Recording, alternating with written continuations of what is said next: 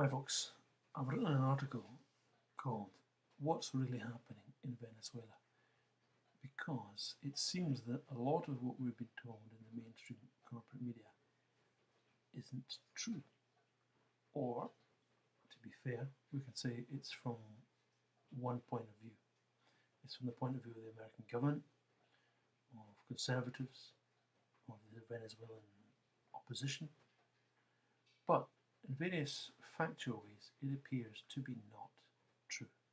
So it's very important, even if you're not anti-conservative, you're not anti-capitalist yourself, it's very important for us to at least see a broad range of views on such an important issue. Now, the first thing to mention is that Chavez is often put over as being a tyrant. Now, if he was a tyrant, and there may be some legitimacy to that claim, but if he was a tyrant, he was a very democratic tyrant, because he won elections several times and won them by very large margins. He won elections at a greater percentage of the vote than, for instance, any British government has won since the Second World War. That's pretty good. Now we have to keep that in mind when we listen to the mainstream media talking of him as a tyrant. He did put himself to elections several times and won them all. Now the second thing is that we're often told that Venezuela has been ruined by socialism. Now the key thing about that is it seems to be aimed at undermining the idea of socialism so that people don't want to try anything, which is not capitalism. But if we look at what actually happened in the years of Chavez from 1998 to 2012, was it 2012 or 2014 he died? I forgot. 2012. If we look at what actually happened in those years, according to various studies carried out not by left-wing groups, but by the World Bank and the OECD, etc., real ordinary life in Venezuela increased, or improved, I should say, very considerably in that time, in terms of education and literacy and rights and healthcare and even basic income increased very considerably in that time. Now, we have to bear that in mind, and we also have to ask ourselves, why is that very rarely reported on?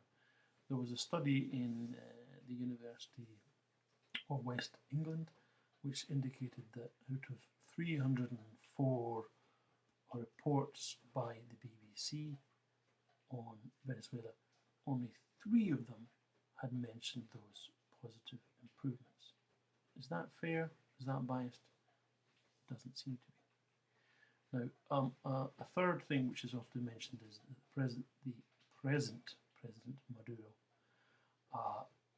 was elected in the recent elections last year in 2018 in a way which is considered to be illegitimate and irregular. Now, it does appear as if there is some validity to that. However, various observers, international observers who were there on the ground said no, it was fine. The Venezuelan election system is in some ways superior to the American election system, that there's more checks done in Venezuela and that it was fine. But of course, it doesn't suit the conservative right-wing perspective to go into those issues. They wish to present the election as illegitimate, and therefore their alternative candidate, who they've now recently installed as the interim president, is legitimate. But we have to look at the actual election, how it was carried out really, to consider whether that is a valid point or not. Now, the other thing is that recently, in the last couple of weeks, there's been a problem about stopping food at the border. Now, that seems to be clearly a bad thing. People need food. If there's a shortage of food, then obviously they should let food in. Now, but there's a various things to consider there too. First of all, some groups are saying there isn't a food shortage in Venezuela. Okay, I don't know how legitimate that is or not, but there's another aspect to consider here. According to certain groups, such as the UN spokesman in New York last week, said that they're not taking part in this American-led food aid program because it's been deliberately politicized in order to destabilize the Maduro government. So what they're doing is, on the one hand, putting millions of dollars into food aid, but then taking out billions of dollars in sanctions and deliberately holding back Venezuelan government funds in the US, etc. Now, looking at it in that way, it seems as if the food aid thing is a ploy to make people think, yes, Maduro is a tyrant who is hurting his own people, therefore we should go in and do something about it. But we need to consider that that may be primarily a trick to get us ordinary people, normal, decent people, trying to be decent anyway, to support essentially what is an American intervention in another country, which they have no right to do, and in fact is considered to be illegal.